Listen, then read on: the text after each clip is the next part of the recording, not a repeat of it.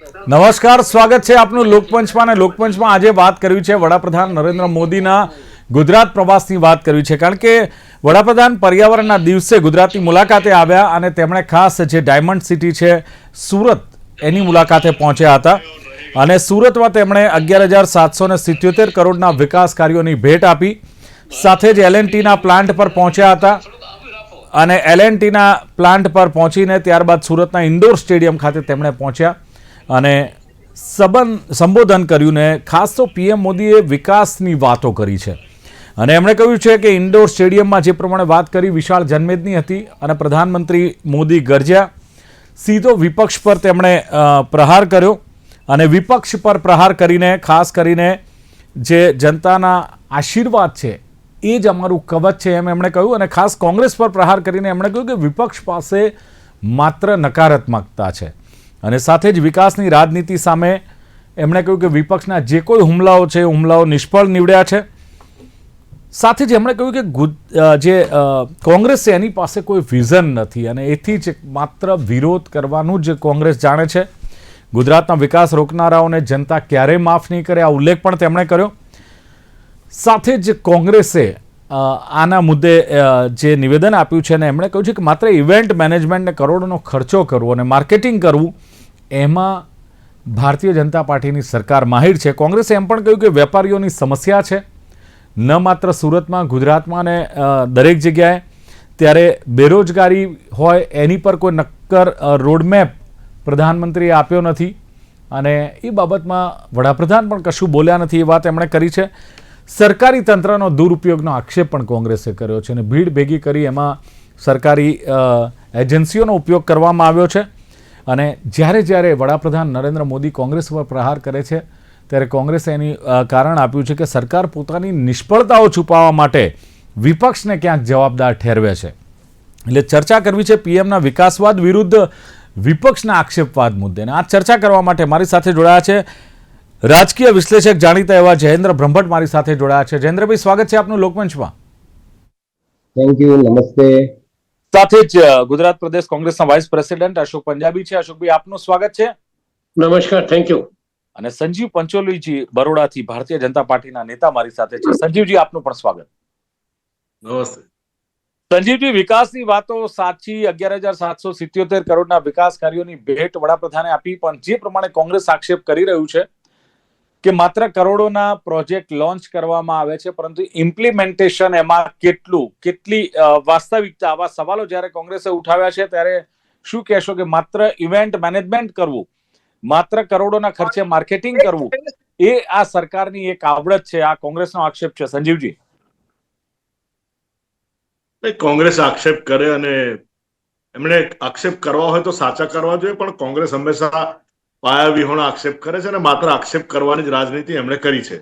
એમણે એવું કહ્યું કે માત્ર પ્રોજેક્ટ્સ બનાવે છે, એવું નથી. આજે જે પ્રોજેક્ટ્સ થયા એમાં બંને વસ્તુ છે, લોકાર્પણ છે અને લોકાર્પણની સાથે સાથે નવા પ્રોજેક્ટ્સનું ખાતમુહૂર્ત પણ છે. એટલે એના આંકડાની વિગતો પણ આપણી સમક્ષ છે કે કેટલા રૂપિયાના પ્રોજેક્ટ્સનું આજે લોકાર્પણ થયું અને કેટલા રૂપિયાના આજે જોવા જઈએ તો 3,000 કરોડના ટોટલ પ્રોજેક્ટ્સ કે જેનું ખાતમુહૂર્ત અને લોકાર્પણ થયું, જે પૈકી આપણને ખબર છે કે 1,630 કરોડ પ્રોજેક્ટ્સનું ખાતમુહૂર્ત થયું અને બાકીના પ્રોજેક્ટ્સનું લોકાર્પણ થયું 3,000 કરોડમાંથી. એટલે 1,370 કરોડના પ્રોજેક્ટ્સનું લોકાર્પણ થયું અને 1,630 કરોડના પ્રોજેક્ટ્સનું ખાતમુહૂર્ત થયું. એટલે વિષય એવો છે કે જે કોંગ્રેસ જે વિધાન કરી રહી છે એ તદ્દન ખોટો છે. કારણ કે જે પ્રોજેક્ટના ખાતમુહૂર્ત ભારતીય જનતા પાર્ટી કરે છે એના લોકાર્પણ પણ અમે કરીએ છીએ. એવું નથી કે જવાહરલાલ નહેરુએ કોઈ મનાલીની લેહ લડાખની ટનલનું ઉદ્ઘાટન કર્યું હોય અને પછી એમણે કામ પૂરું કર્યું હોય. એ કામ પણ ભારતીય જનતા પાર્ટીએ પૂરું કર્યું છે. એટલે ભારતીય જનતા પાર્ટી હંમેશા વિકાસની રાજનીતિ છે.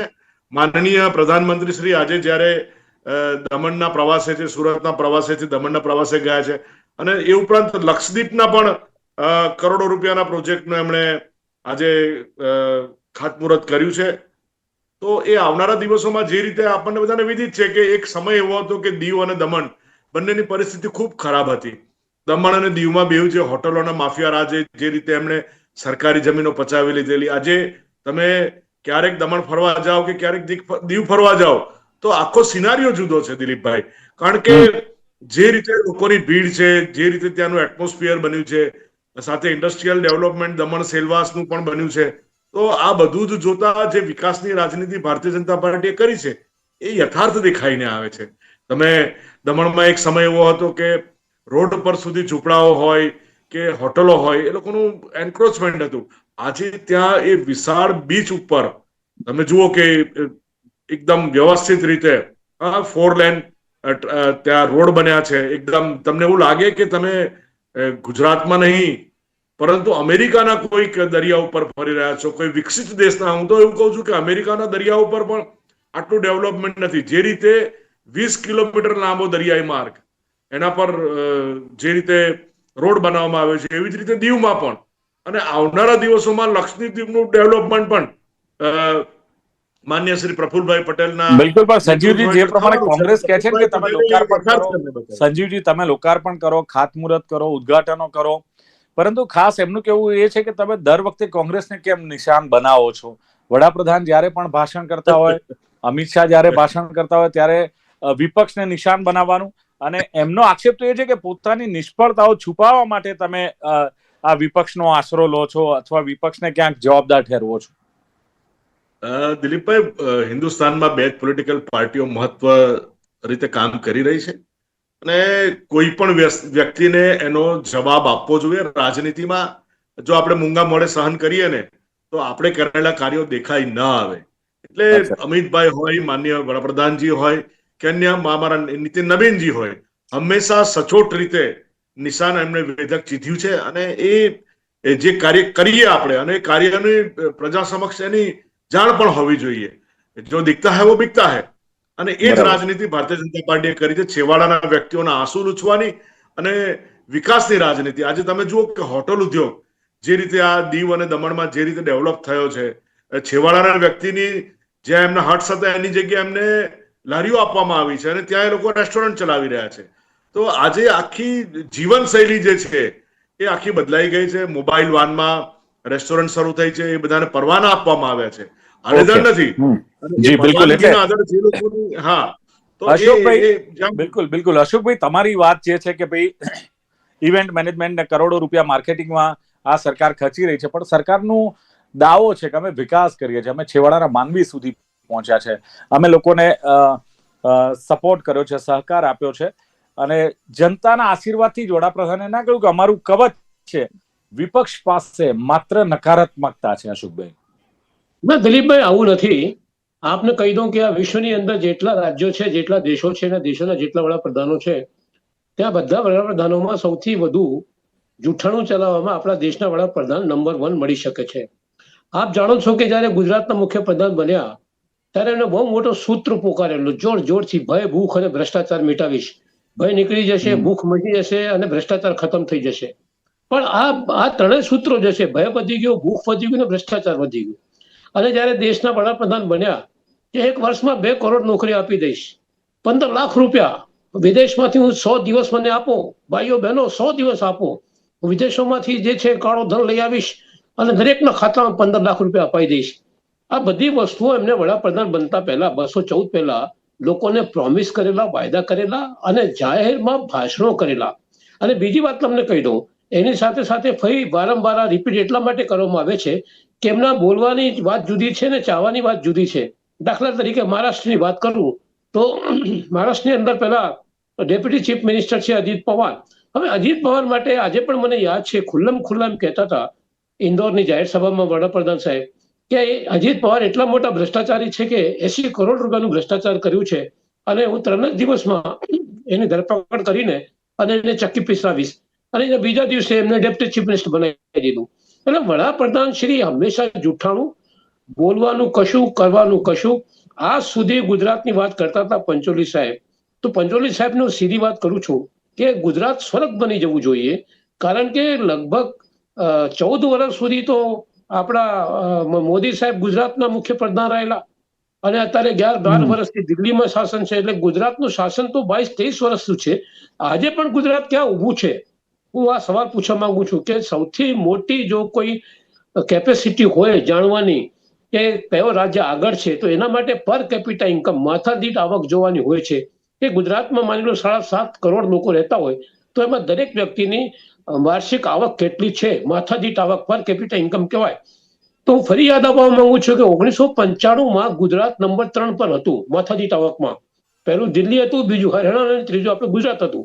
આજે ગુજરાત માથાદીઠ આવકમાં 12 નંબર ઉપર પહોંચી ગયો છે અને 11 રાજ્યો માથાદીઠ આવકમાં આપણા દેશથી આગળ છે.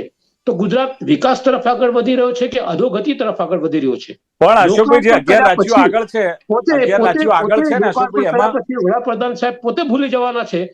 અશોકભાઈ, આવતીકાલે એમને જો પૂછવામાં આવે કે તમે શું લોકાર્પણ કર્યું તે ભૂલી જવાના છે. એટલે તમે અશોકભાઈ, અંદાજ અશોકભાઈ, જે કરો, વિકાસ, ગુજરાતમાં નહીં, તમે જે વાત કરી ને, 2,50,000 કરોડ રૂપિયાના લોકાર્પણ થયા છે. મેં આજે બપોરે હિસાબ કરતો હતો કે આખા ગુજરાતમાં જ્યારે ત્યારે વડાપ્રધાન શ્રી આવ્યા, લોકાર્પણ, ઇવેન્ટ મેનેજમેન્ટ, લોકોને ભેગા કરી દેવાનું છાપામાં અને આના તેમાં, પણ એ પછી શું? એ પછી શું થાય છે? તમે એ જુઓ કે પછી અશોકભાઈ, અશોકભાઈ, જે પ્રમાણે સંજીવભાઈ, અશોકભાઈ, એક મિનિટ, જુનાગઢ નંબર 1 બનાવી સંજીવભાઈ, દઈશ, જામનગર નંબર સંજીવભાઈ, 1 બનાવી દઈશ, અમદાવાદ નંબર 1 બનાવી દઈશ, રાજકોટ નંબર 1 બનાવી દઈશ. જ્યાં જ આવે છે ત્યાં સાહેબ એમ કહે છે કે નંબર 1 બનાવી દઈશ, પણ 0 થઈ જાય છે. એટલે ઇવેન્ટ મેનેજમેન્ટમાં માસ્ટરી છે, જુઠ્ઠાણું ચલાવી રહ્યા છે. આ દેશ અધોગતિ તરફ આગળ વધી રહ્યા છે અને ગુજરાતનો વિકાસ થતો નથી. અશોકભાઈ, ચોક્કસ આપ જેવા, પણ જયેન્દ્રભાઈ, આપનું શું માનવું છે? વિકાસવાદની વાત ક્યાંક વડાપ્રધાન નરેન્દ્ર મોદી કરી રહ્યા છે. સંજીવજી, આવું આપની પાસે, અને સાથે જ વિરોધવાદ જે વિપક્ષ કરી રહ્યો છે, શું કઈ રીતે જુઓ છો આ બંનેની વાતોને આપ? જુઓ દિલીપભાઈ, વિકાસ જે બી થયેલો છે ઇન્ફ્રાસ્ટ્રક્ચર લેવલે, રોડ, રસ્તા કે બિલ્ડિંગમાં, જે બી સેક્ટરમાં, જે સેક્ટરમાં થયેલો છે એ બધાને આંખે ઉડીને દેખાય છે. કોંગ્રેસની એક નબળાઈ સૌથી મોટી એ છે કે એક જ દિવસ માત્ર ને માત્ર વિરોધ કરીને કે કોઈ ડિબેટમાં એમના પ્રવક્તાઓ આ રીતે આક્ષેપો કરીને નીકળી જાય છે. પ્રજાના હજુ બી ઘણા પ્રશ્નો છે જ. અશોકભાઈની વાત સાચી બી છે ઘણી, પણ એ પ્રજાના પ્રશ્નોને લઈને રોડ પર જવું, સંસદ સુધી જવું કે વિધાનસભા સુધી જવું, જે વિપક્ષની મુખ્ય જવાબદારી છે કે પ્રજાને પડતી હાલાકી, પ્રજાના પ્રશ્નો, એના માટે રજૂઆતો કરવી, આંદોલન કરવા, દેખાવો કરવા, ધરણા કરવા, એ બધું કરવામાં કોંગ્રેસ નિષ્ફળ એટલા માટે રહી છે કે અશોકભાઈ જેવા પાર્ટી સમર્પિત નેતાઓ કોંગ્રેસ જોડે રહ્યા જ નથી. બીજી વસ્તુ એ થઈ ગઈ કે કોંગ્રેસની આંતરિક જૂથબંધી એટલી બધી ખરાબ થઈ ગઈ છે કે એક નેતાનો કોઈ કાર્યક્રમ હોય તો એ કાર્યક્રમમાં બીજા નેતાના ઠેકેદારો, કાર્યકર્તાઓ આવતા જ નથી, અને એના કારણે જ્યાં એમની જોડે ફિક્સ કમિટેડ વોટર્સો હતા એ બધી જ જગ્યાએ એમને ધીરે ધીરે એમના મતદારોની સંખ્યા ઓછી થવા લાગી છે. પૂરેપૂરી ઓછી નથી થઈ, પણ ઓછી થવા લાગી છે. જયેન્દ્રભાઈ, એક વાત જે પ્રમાણે અશોકભાઈએ કરી છે કે જ્યારે તમે આ ખાતમુહૂર્ત કરતા હો કે કોઈ પણ સભા સંબોધતા હો, અને ખાસ કરીને સુરતમાં જ્યારે સંબોધન કર્યું છે ત્યારે વડાપ્રધાને વેપારીઓની જે હાલત છે, સુરતના હીરા ઉદ્યોગની હાલત છે, અથવા તો ટેક્સટાઇલ વેપારીઓ જે મંદીમાં સપડાયા છે, બેરોજગારીનો મુદ્દો છે, આના ઉપર કોઈ પ્રકાશ પાડવો જોઈએ જે પ્રમાણે કોંગ્રેસ પૂછી રહ્યું છે? બરાબર. જુઓ, એક વાત છે દિલીપભાઈ, સુરત આપણું ગુજરાતનું એક પેરિસ ગણાતું હતું, મુંબઈ ગણાતું હતું. મોટા મોટા ઇન્ડસ્ટ્રીયાલિસ્ટો બધા સુરતમાં સેટ થતા. આર્થિક રાજધાની ગુજરાતની સુરત ગણતા હતા. હું સુરતના દરેક વિસ્તારોથી પરિચિત છું. સમય પ્રમાણે સુરતનો વિકાસ થતો જ રહ્યો છે. સુરતના વિકાસનો સૌથી મોટો શ્રેય આપવાનો થતો હોય તો BK રાવ કમિશનરને થાય કે જેને સુરતના મુખ્ય માર્ગોને પહોળા કરીને પછી એને આગળની વિકાસની ગતિને વેગ આપ્યો. પરિસ્થિતિ એ છે કે દરેક સેક્ટરોમાં, ઇન્ટરનેશનલ લેવલે જુઓ, નેશનલ લેવલે જુઓ, ડાયમંડ ઉદ્યોગમાં જુઓ કે ટેક્સટાઇલમાં જુઓ કે એની ડાઇંગ પ્રોસેસ મિલોનું જુઓ, આ બધી જ ક્ષેત્રની મિલોમાં હરીફાઈઓ વધી ગઈ છે. અને બીજી બાજુ એવું થયું કે બધાને એવું થઈ ગયું કે સુરતમાં જઈને નફો કમાવાનો છે, જ્યારે બિલ્ડરોની લાઈન. એકલા સુરતની વાત નથી, ઓવરઓલ જે પ્રમાણે મોંઘવારી, બેરોજગારી છે, જે પ્રમાણે ધંધા રોજગારની હાલત છે, એને લઈને કોંગ્રેસે સવાલો ઉઠાવ્યા છે. હા, પણ એક કોંગ્રેસ સવાલ ઉઠાવ્યાથી કઈ નિકાલ થોડો થાય છે. બેરોજગારી છે, બધાને ખબર છે, આંકડાકીય માહિતી ઓનલાઈન બધી જ મળી જાય છે. બેરોજગારી ક્યાં છે, કેટલી છે, કયા રાજ્યમાં છે, કેમ છે. પણ પરિસ્થિતિ એ છે કે દરેક રાજ્યની અલગ અલગ પરિસ્થિતિ હોય છે. પરિસ્થિતિ મેઇન જે થયેલી છે, ઊભી થયેલી છે, પ્રજાની જે હાલાકી છે, એ બધા પ્રશ્નોને લઈને કોંગ્રેસ ક્યાંય રોડ પર આવતી નથી. 10 મુદ્દા છેલ્લા 1 વર્ષમાં એવા બન્યા છે કે જે લઈને ખાલી પ્રજા માટે બહાર આવ્યા હોતે તો બી વિધાનસભા છોડીને અત્યારે જે પંચાયતોની કે મહાનગરપાલિકાઓની કે પાલિકાની ચૂંટણીઓ ગઈ, એમાં એમના ઉમેદવારો સારા એવી સંખ્યામાં જીત્યા હોત.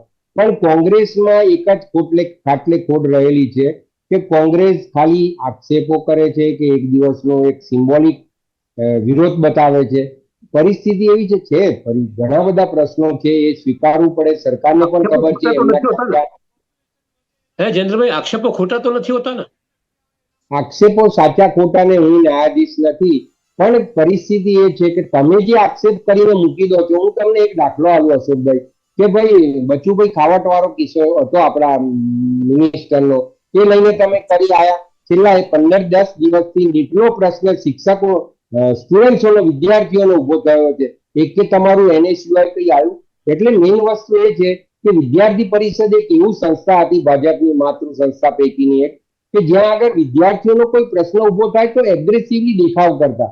તમે NSUI તમારો ના જયેન્દ્રભાઈ, NSI જોરદાર ફાઇટ આપે છે. ચલો બિલકુલ જયેન્દ્રભાઈ, આપે પણ જે પ્રમાણે વાત કરી કે કોંગ્રેસે પણ ક્યાંક એક્ટિવ રહેવું જોઈએ પ્રશ્ન ઉઠાવવા. સંજીવભાઈ, ક્યાંક જે કોંગ્રેસ એક વાત કરી રહી છે કે વડાપ્રધાને આટલું બધું સંબોધન અને વિકાસની વાતો કરી, અલગ અલગ પ્રોજેક્ટ્સની વાત કરી, પણ જે પ્રમાણે અત્યારે રાજ્યમાં અને દેશભરમાં જે મંદીનો માહોલ છે, વેપારીઓને મુશ્કેલી પડી રહી છે, અને જે પ્રમાણે મોંઘવારી વધી રહી છે, યુવાનોમાં બેરોજગારી જોવા મળી, એને લઈને પણ એમ કે કોંગ્રેસનું કહ્યું છે કે વડાપ્રધાને પોતાના સંબોધનમાં આ મુદ્દાઓ સામેલ કરવા જોઈએ. દિલીપભાઈ, વડાપ્રધાન શ્રી વારંવાર આ મુદ્દાઓ ચર્ચા કરી ચુક્યા છે. જે રીતે રશિયા યુક્રેનનું ઘણા વર્ષોથી યુદ્ધ ચાલે છે, અમેરિકા ઇઝરાયલનું યુદ્ધ ચાલે છે, ઇઝરાયલ ઈરાનનું યુદ્ધ ચાલે છે, એટલે આ બધા વિષયોના કારણે વૈશ્વિક તકલીફ છે. આજે તમે જુઓ કે ભારત આ તકલીફોમાંથી બહાર છે. વિશ્વના તમામ દેશો કરતા આજે પણ ભારતમાં પેટ્રોલિયમ પેદાશોનો ભાવ ઓછો છે. જ્યાં પેટ્રોલનો પેદાશ થાય છે એના સિવાયના બધા જ દેશોમાં ભારતમાં પેટ્રોલ સસ્તું છે. આજે ઇવન અમેરિકા કરતા પણ ભારતમાં પેટ્રોલિયમ પેદાશો સસ્તી મળે છે. એટલે આમ જોવા જઈએ તો વૈશ્વિકમાં જે તકલીફ છે એના કરતા ભારત પાસે એ તકલીફ નથી. કારણ કે માન્ય વડાપ્રધાન શ્રીએ મેક ઇન ઇન્ડિયાનો નારો આપીને ભારતને પગભર કરવાનો એક પ્રયત્ન કર્યો છે. અને રહી વાત મારા મિત્રએ કરી કે ભય ભૂખ અને ભ્રષ્ટાચાર, મને યાદ છે કે ગુજરાતમાં એક સમય જયારે કોંગ્રેસનું રાજ હતું ને, તો ઘરની બહાર નીકળતા લોકોને ભય લાગતો.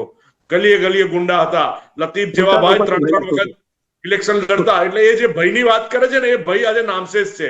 આજે લો એન્ડ ઓર્ડરની જે પરિસ્થિતિ માત્ર ગુજરાતમાં નહીં, ઉત્તર પ્રદેશમાં પણ કેટલાક ખેરખાવ નેતાઓ હતા કે જેમની આખી ટોળકી ચાલતી.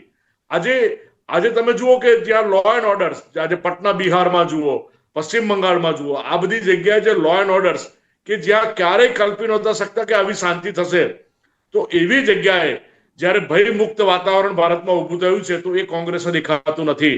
ભૂખની બાબતમાં કહું તો 80 કરોડ લોકોને આજે પણ ભારતીય જનતા પાર્ટી અનાજ એટલા માટે આપી રહી છે કે મારા છેવાડાના વ્યક્તિને ભૂખ્યું ન સૂવું પડે.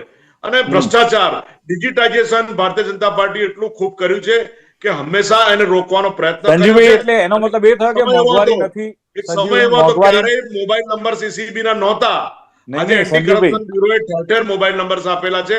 એટલે દરેક બાબતમાં ભારતીય જનતા પાર્ટી અગ્રેસર રહ્યું છે, અને એના કારણે જ દરેક ઇલેક્શનોમાં એ મતોમાં પરિણમે છે, જે કોંગ્રેસને દેખાતું નથી. ચલો ઘણી બધી વાતો ને ઘણા બધા મુદ્દાઓ સંજીવભાઈએ જણાવી દીધા, ને વડાપ્રધાને તો ત્યાં સુધી કીધું કે પરિવારવાદ, ભ્રષ્ટાચારીઓની સામે જે લડાઈ છે એ આવનારા દિવસોમાં પણ તેજ થશે. એમણે સંકેત એ પણ આપ્યા. હવે જ્યારે તપાસ એજન્સીઓ જો તમારા નેતાઓ સામે કે કરપ્ટ અધિકારીઓ સામે કાર્યવાહી કરે છે, ત્યારે તમે એમ કહો છો કે આ તો કિન્નાખોરી છે. એક્ઝેક્ટલી. અશોકભાઈ? ના, હું તો ફરીથી આ વાત હું પોતાને દોહરાવવા માંગુ છું કે ગુજરાતમાં 30 વર્ષથી ભાજપનું શાસન છે. ચલો આપણે ગુજરાતની જ વાત કરીએ. હવે ગુજરાત આખા દેશની પરિસ્થિતિમાં ક્યાં જઈને ઉભો છો અત્યારે? આપણા પ્રિય ગુજરાત. તમે જુઓ ને, તમને વોટ કેમ નહીં મળ્યા, તમે મનોમંથન કરો.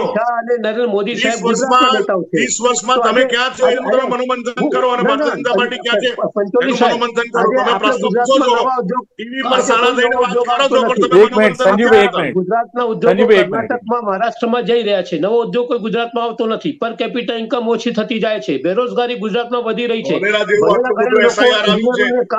અને કાયદો વ્યવસ્થા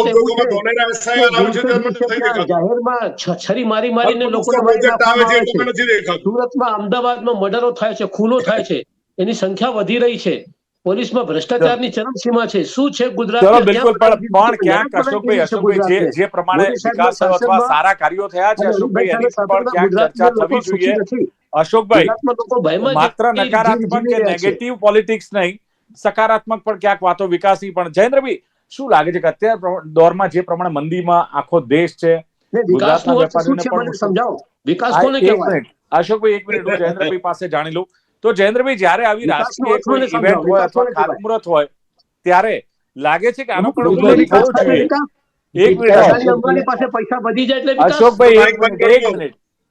જી જયેન્દ્રભાઈ, ત્યારે આ બેરોજગારીનો ઉલ્લેખ થવો જોઈએ, વેપારીઓને મુશ્કેલી પડી રહી છે, મંદીનો માહોલ છે, આવનારા દિવસોમાં આપણે સાથે મળીને આવો એક ઉલ્લેખ થવો જોઈએ. માનો છો બેરોજગારી મુદ્દે, મોંઘવારી મુદ્દે પણ વાત થવી જોઈએ? ચોક્કસ થવી જોઈએ. પ્રજાનો પ્રશ્ન મોંઘવારીનો છે, સરકારને બી ખબર છે, વિપક્ષને પણ ખબર છે અને પ્રજાને બી ખબર છે. કયા કારણોથી છે, કેમ થાય છે, કેટલી મોંઘવારી કોને કયા લેવલ પર નડે છે એ પણ જોવાનો વિષય છે. પરિસ્થિતિ એ થાય છે કે જે મૂળ મુદ્દો હોય છે ત્યાંથી ધ્યાન પ્રજાનું ભટકાવવા માટે પક્ષ હોય કે વિપક્ષ હોય, સત્તાધારી પક્ષની ફરજ આવે કે એમની પોતાની પ્લસ સાઈડ જ બતાવે. સરકારને ખબર છે કે નરેન્દ્રભાઈને ખબર છે કે ભૂપેન્દ્રભાઈને ખબર છે કે ગુજરાત સરકારમાં કે કેન્દ્ર સરકારમાં ક્યાં ક્યાં શું ભૂલો થાય છે, ક્યાં કયા પ્રજાના પ્રશ્નોને પ્રાયોરિટી આપવાની જરૂર છે. પણ પરિસ્થિતિ એ થાય છે કે કોંગ્રેસ હોય કે એનસીપી હોય કે આરજેડી હોય કે એસપી હોય, દેશમાં કોઈ પણ વિપક્ષ એટલો મજબૂત નથી રહ્યો કે જેના પર વિશ્વાસ કરે, જેના માટે પ્રજા રોડ પર આવે. અને એટલે જ પ્રજા મૂંગે મોઢે સહન કરે છે. જયેન્દ્રભાઈ, એક વાતનો જવાબ મારે જોઈએ છે કે અત્યારે સ્થાનિક પાર્ટીઓ લગભગ નામશેષ થઈ ગઈ છે, પ્રાદેશિક પક્ષો. ત્યારે લાગે છે કે આવનારા દિવસોમાં ભારતીય જનતા પાર્ટી અને કોંગ્રેસ વચ્ચે જે આ કશમકશ રહેશે અથવા બે મુખ્ય પક્ષો વચ્ચે આવનારી જે કોઈ વિધાનસભાની કે લોકસભાની ચૂંટણીઓ છે એમાં બરાબરનો જંગ જામશે? શોર્ટમાં એક જ વસ્તુ છે કે હું એવું માનું છું કે કોંગ્રેસનું જે આખું સ્ટ્રક્ચર છે એ કમ્પ્લીટ ઝીરો થઈ ગયું છે. કોંગ્રેસની જે રાષ્ટ્રીય નેતાગીરી ગણો કે ગુજરાતની નેતાગીરી ગણો, મેં માધવસિંહભાઈ, જીણાભાઈ દર્દી, ખોડીદાન ઝુલા, પ્રભુ દ્રાવલ, આ બધા કદ્દાવર નેતાઓ છે વિરોધ પક્ષ તરીકે. ત્યાં રાજ્યોમાં અત્યારે સરકારો ચાલે છે અને ઘણી જગ્યામાં વિરોધ પક્ષ તરીકે કામ કરે છે. જયેન્દ્રભાઈ, હિમાચલ પ્રદેશ છે, કર્ણાટક છે, એમાં હજુ કોંગ્રેસ છે ને એમણે કહ્યું એ પ્રમાણે કે વિરોધ પક્ષ તરીકે પણ કોંગ્રેસ પોતાની ફરજ અદા કરે છે. કેરળા છે. જી જયેન્દ્રભાઈ, એટલે પરિસ્થિતિ એવી છે કે આપણે ગુજરાતની વાત ગણો તો ઉપર બી દિલ્હીમાં બી જુઓ, પણ કોંગ્રેસની જોડે શું થાય છે કે જે સમયે જેમ કહેવાય ને કે ફૂલટોસ બોલે તમે બેટિંગ કરો, સિક્સર મારો તો તમને રનનો બેનિફિટ મળે. જ્યારે પ્રજા માટે કે સરકારના સામે કાન આંબળવાની પરિસ્થિતિ આવે છે ત્યારે તમે જુઓ, નથી વિધાનસભામાં બોલતા, નથી મહાનગરપાલિકામાં બોલતા, નથી નગરપાલિકામાં કોઈ બોલતું. બરોડામાં સંજીવભાઈને ખબર હશે કે માત્ર ને માત્ર કોંગ્રેસ અમીર રાવત જ એકલા ચલાવે છે કે નરેશ રાવત ચલાવે છે. બે જણા સિવાય કોંગ્રેસનો કોઈ નેતા કદી પક્ષની, ભાજપની કે સત્તાધારી પક્ષની વિરુદ્ધમાં કોઈ પ્રવૃત્તિ જ નથી કરતા. કયા કારણે? તમે આશા રાખો કે અમને કોર્પોરેશનમાં સત્તા મળે કે નગરપાલિકામાં સત્તા મળે, પંચાયતમાં સત્તા મળે. પરિસ્થિતિ એવી આવી કે કોંગ્રેસના વિકલ્પ તરીકે તાલુકા પંચાયતમાં કે જિલ્લા પંચાયતમાં આપનો પગ પેસારો શરૂ થઈ ગયો છે. બિલકુલ જયેન્દ્રભાઈ, એ પણ એક વાત આપની છે. પણ સંજીવભાઈ કહ્યું એમ કે છે કોંગ્રેસ આક્ષેપ કરતી હોય છે, પાયા વિહોણા આક્ષેપ છે. આજે લોકાર્પણ થયું, ખાતમુહૂર્ત થયું, કરોડોનો જે પ્રોજેક્ટ છે એનું ખાતમુહૂર્તને લોકાર્પણ થયું. ટોટલ 3000 કરોડની એમણે વાત કરી અને ખાતમુહૂર્ત પણ આ ભારતીય જનતા પાર્ટીની સરકાર જ કરે છે, તો એનું લોકાર્પણ પણ આ જ સરકાર કરે છે. અને બે જ પોલિટિકલ પાર્ટીઓ છે એટલે કોંગ્રેસનું નામ તો લેશે જ અથવા કોંગ્રેસ પર આક્ષેપ તો થશે જ અને જવાબ તો વિપક્ષને આપવો જ પડશે એમનું સ્પષ્ટપણે માનવું છે. ભારતીય જનતા પાર્ટી વિકાસની રાજનીતિ કરી રહી છે અને છેવાડા માનવીનો વિકાસ થયો છે અને ભય નામશેષ થયું છે. ભૂખની વાત કરી કે 80 કરોડ લોકોને અનાજ એટલે કે છેવાડાના માનવી સુધી પહોંચે છે અને લો એન્ડ ઓર્ડરમાં પણ શાંતિ છે. અશોક પંજાબીએ જે આક્ષેપ કર્યા છે કે ગુજરાતના મુખ્યમંત્રી બન્યા ત્યારે એમ કહ્યું હતું કે ભય, ભૂખ ને ભ્રષ્ટાચારમાંથી મુક્તિ મળશે. અત્યારે એટલો જ ભય છે, ભૂખ પણ છે એટલે કે બેરોજગારી છે અને ભ્રષ્ટાચાર પણ ફૂલો ફાલ્યો છે, ત્રણેય વધી ગયા છે. 2 કરોડની નોકરી આપવાની વાત કરી હતી, કદાચ એમણે કહ્યું તે પ્રમાણે 15 લાખ ખાતામાં જમા થશે એ વાત કરી હતી. એનું શું થયું? એટલે કરની ને કથનીમાં અશોકભાઈનું કહેવું છે કે ફરક છે. અને ઇન્દોરમાં જે અજીત પવારની એમણે વાત કરી કે અજીત પવારે 80 કરોડ રૂપિયાનો જે કૌભાંડ કર્યું હતું એમને જેલમાં નાખવાની વાત કરી હતી અને એમને પછી ડેપ્યુટી સીએમ બનાવી દીધા. પણ ખાસ 2022 ને 23નું વર્ષ 22-23 વર્ષનું જે શાસન છે એમાં જે કંઈ કર્યું છે એમાં દેશનો કે ગુજરાતનો વિકાસ નથી થયો. માથાદીઠ આવક ઘટી છે. 1995માં નંબર 3 પર હતું માથાદીઠ આવકમાં ગુજરાત, આજે 12મા નંબરે છે. અને જયેન્દ્ર બ્રહ્મભટ્ટે જે પ્રમાણે વાત કરી કે વિકાસ ક્યાંક જે હોય છે એ ઉડીને આંખે વળગતો હોય છે. કોંગ્રેસ વિરોધ કરી રહી છે, પણ વિરોધ કરવા માટે પ્રજાના પ્રશ્નો ઘણા બધા છે. એ રજૂઆત કરવી, ધરણા કરવા, આંદોલન કરવા, એના માટે કોંગ્રેસે રસ્તા પર આવવું જોઈએ, વિધાનસભામાં વિરોધ કરવો જોઈએ. પાર્ટી સમર્પિત નેતાઓ કોંગ્રેસમાં ઓછા છે એ વાત પણ એમણે કરી. અને જૂથબંધી અને એક કાર્યક્રમમાં કોંગ્રેસનો એક જૂથનો કાર્યક્રમ હોય તો બીજું જૂથ નથી આવતું એ ઉલ્લેખ પણ એમણે કર્યો છે. અને પ્રજાને હાલમાં જે હાલાકી પડી રહી છે, નો ડાઉટ જયેન્દ્રભાઈએ કહ્યું કે હાલાકી પડી પણ રહી છે, પ્રજાના સમસ્યાઓ પણ ઘણી છે, ઘણા બધા પ્રશ્નો છે. અને સાથે જ એમણે કહ્યું એમ કે જે વિકાસની વાતો વચ્ચે ક્યાંક પ્રશ્નો અને સમસ્યાઓ છે જે કોંગ્રેસે ઠોસ રીતે ઉઠાવવી જોઈએ. ચર્ચાનું સમાપન કરીએ છીએ. જયેન્દ્ર બ્રહ્મભટ્ટ, અશોક પંજાબી, સંજીવ પંચોલી ત્રણે જોડાયા. ખૂબ ખૂબ આભાર. Thank you very much. Thank you. તો દર્શક મિત્રો, આ હતી ચર્ચા પીએમના વિકાસવાદ વિરુદ્ધ વિપક્ષના આક્ષેપવાદ વિશે. ફરી મળીશું એક નવી ચર્ચા સાથે. આપ જોતા રહો ગુજરાત ન્યૂઝ. નમસ્કાર.